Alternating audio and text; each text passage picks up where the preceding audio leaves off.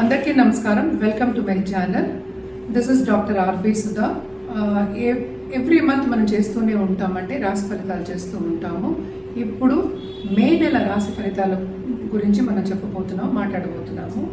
దానికన్నా ముందు ఎప్పటికైనా సరే గోచారం మాట్లాడుకోవడం అనేది అంటే వెరీ ఇంపార్టెంట్ అనుకోండి. చాలా చాలా ఇంపార్టెంట్. ఎందుకంటే గోచార రీత్యానే 12 రాశులకి మనం రాశి ఫలితాలు చెప్పడం అనేది జరుగుతుంది. ఎందుకంటే ప్లానెట్స్ అందరికీ తెలుసు, 9 ప్లానెట్స్ ఉంటాయి, అలాగే 12 రాశులు ఉంటాయి. అసలు రాశి అంటే ఏంటి? రాశి అంటే మీరు పుట్టిన నక్షత్రం, అంటే చంద్రుడు ఏ రాశిలో ఉన్నాడు, అది ఏ భావంలో ఉన్నాడో మనం దాన్ని రాశి కింద పరిగణిస్తాం అన్నమాట. అంటే పుట్టిన నక్షత్రం బట్టి. సో అందరు రాశుల వారికి ఎప్పుడు ఒకేలా ఉండదు కదా, గ్రహాలు మారుతూనే ఉంటాయి. సో గ్రహాలు మారినప్పుడల్లా మనకి ఫలితాలు అనేవి మారుతూనే ఉంటాయి. సో తప్పక ఫస్ట్ మనం ఏంటంటే గోచార రీత్యా మేలో ఎలా ఉందో ఫస్ట్ చూద్దాము. మేలో ఏంటంటే చాలామందికి తెలిసిన విషయం, అందరికీ ఇప్పుడు అందరూ యూట్యూబ్లో కూడా చూస్తున్నారు, అందరూ ఆస్ట్రాలజర్స్ దగ్గరికి వెళ్తున్నారు, అండ్ ఆల్సో ఆన్లైన్ ప్లాట్ఫామ్స్ కూడా చాలా వచ్చేసాయి. సో మేజర్ గ్రహాల మూమెంట్ మనకి మేలో ఎక్కువ ఉంది. అంటే ఏంటి? మనకి శని మూమెంట్ మనకి తెలుసు, ఉగాదికి ముందే మూవ్ అయ్యాడు, అది మనకి మీనంలోకి మూవ్ అయ్యారనమాట. అలాగే మనకి మెర్కురీ, బుధుడు ఉన్నారు అందులోనే మీనంలో. మనం మాట్లాడుకున్నాం పంచగ్రహ కూటమి కూడా మనం మాట్లాడుకున్నాము, ఇదే రాశిలో జరిగిందనమాట. రాహు ప్రస్తుతం ఇక్కడే ఉన్నారు. రాహు ఏమో మే 18కి మనకి కుంభానికి వెళ్తున్నారు. అలాగే కేతు మే 18కి ఏమో మనకి సింహానికి వెళ్తున్నారు అనమాట. అండ్ ఆల్సో మనకి ఇందులో ఇంకొక గ్రహం కూడా ఉంది, అదేంటంటే శుక్రగ్రహం. శుక్రుడు ఎగ్జాల్టేషన్ పొజిషన్, అంటే ఉచ్చ స్థితిలో ఉంటారనమాట మీనరాశిలో. అలాగే బుధుడు ఇందాక నేను చెప్పినట్టు ఆయన ఏంటంటే నీచ స్థితిలో ఉన్నారు. ఆయన మూమెంట్ కూడా మనకి ఫస్ట్ వీక్ ఆఫ్ మేలో జరగబోతోంది, 7th ఎక్కడికి? మేషానికి. అండ్ మోస్ట్ ఇంపార్టెంట్ ప్లానెట్ మనం ఎప్పటికైనా మనం మాట్లాడుకుంటూ ఉంటాం, సూర్యుడు. సూర్యుడు సంక్రమణం అనేది మనం ఎవ్రీ మంత్ జరుగుతూ ఉంటుంది. మేషానికి ఆయన మే 14కి వెళ్తున్నారు అనమాట. అలాగే మేజర్ గ్రహం గురించి మనం మాట్లాడుకున్నాము, శని గ్రహం. మార్చ్ 29th మూవ్ అయ్యారు మీనానికి. ఈయన 2.5 ఏళ్ళు ఇక్కడే ఉంటారనమాట. అందరికీ తెలుసు, అందరూ భయపడుతూ కూడా ఉంటారు. ఏలినాటి శని అనేది అందరికీ భయాందోళన అందరికీ కలుగుతూ ఉంటుంది. బట్ ఎవరెవరికి ఏలినాటి శని ఉందనేది మనం చూద్దాము.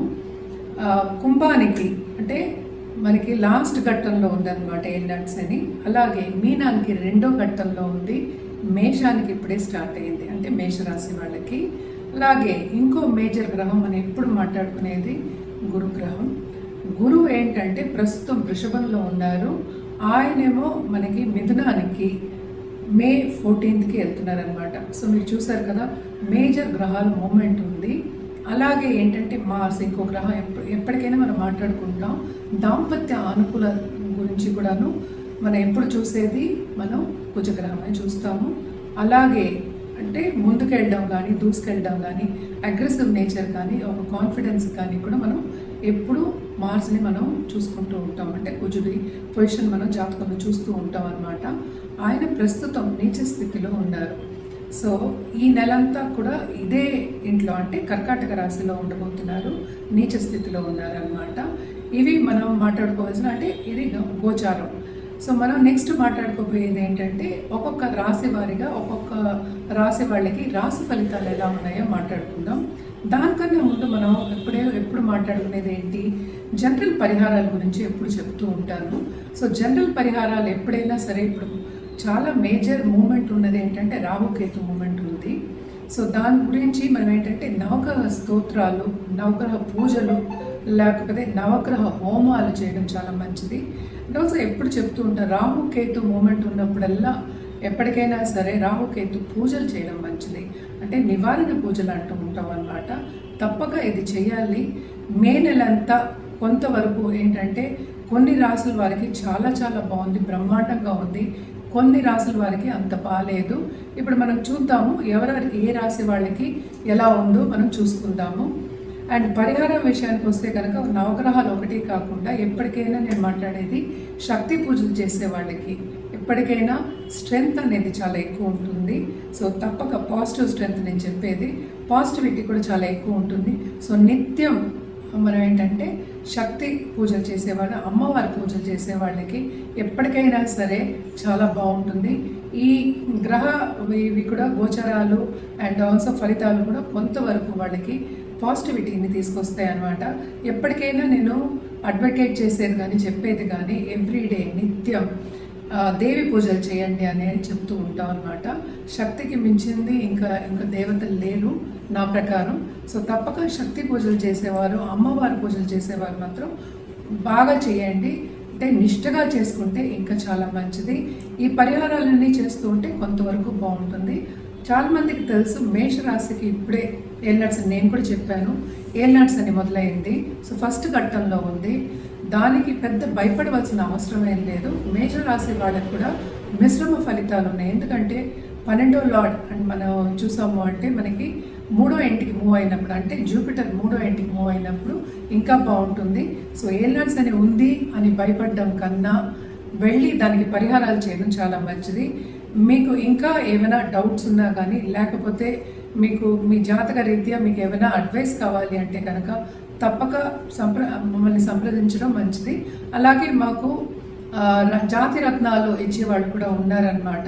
సో మన జాతి రత్నాలు కూడా ఎప్పుడు మనం చెప్పుకునేది ఏంటంటే ఒక రెమెడియల్ మెషిన్ పరిహారాల కిందే చెప్తూ ఉంటాము. సో జాతక రీత్యా మీకు జాతి రత్నాలు కావాలి అనుకుంటే తప్పక కింద స్క్రోల్ అయ్యే ఈమెయిల్ ఐడి అలాగే నంబర్కి సంప్రదించవచ్చు. ఇప్పుడు మనం మాట్లాడుకోబోయేది కన్యా రాశి వాళ్ళ గురించి.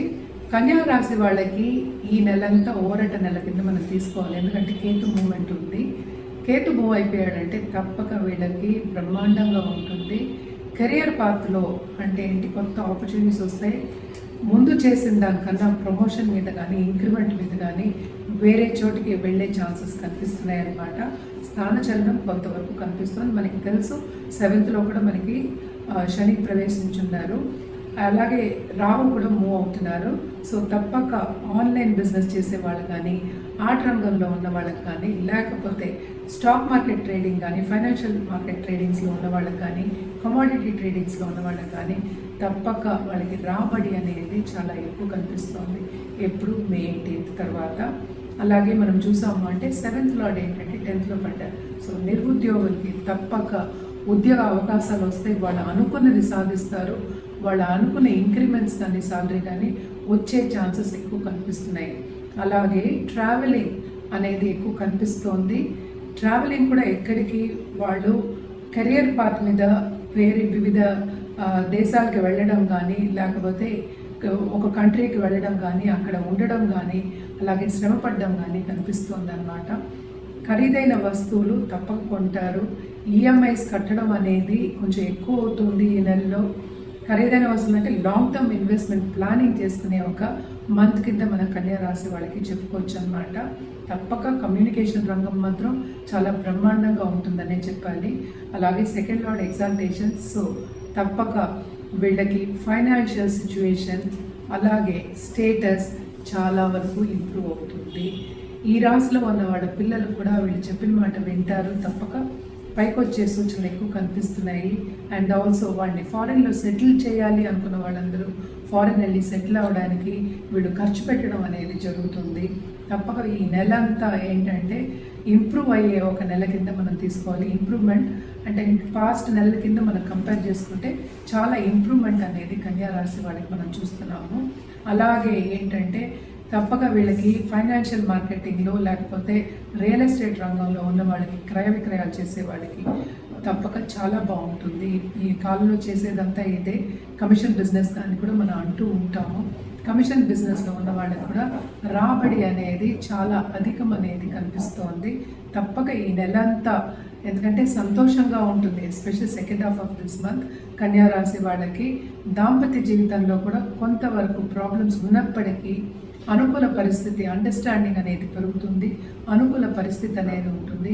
కుటుంబంతో చక్కగా సన్నిహితంగా ఉండడం, అలాగే అందరితో కలవడం, బంధుమిత్రులు కలవడం, విందు వినోదాల్లో పాల్గొనడం అనేది జరుగుతుంది. ఇంట్లో కూడా శుభకార్యాలు చేసే ఒక సూచన కనిపిస్తోందన్నమాట. అలాగే ఈ రాశిలో ఉన్న వాళ్ళ పిల్లలకు కూడా పెళ్ళిళ్ళు కాలేదు అన్న వాళ్ళందరికీ కూడా మంచి సత్సంబంధాలు ఏర్పడే ఛాన్సెస్ కూడా ఈ నెలలో కనిపిస్తున్నాయి. వీళ్ళు పరిహారాల విషయానికి వస్తే కనుక తప్పక వీళ్ళు మనం ఎప్పుడు చెప్పేది ఏంటంటే గణపతికి పూజ చేయమని చెప్తూ ఉంటాము. లక్ష్మీ గణపతికి నిత్యం పూజ చేయడం చాలా మంచిది. లేని పక్షాన్ని ఎవ్రీ ఫ్రైడే తప్పక లక్ష్మీ గణపతి వెళ్ళి దర్శించుకోవడం కానీ ఇంట్లో పూజ చేయడం కానీ మంచిది. ఎందుకంటే లక్ష్మీ కళ తప్పక మీకు ఈ నెలంతా ఉంది, ఇంకా బాగుండాలి అని ఇవన్నీ చేసుకుంటే మంచిది.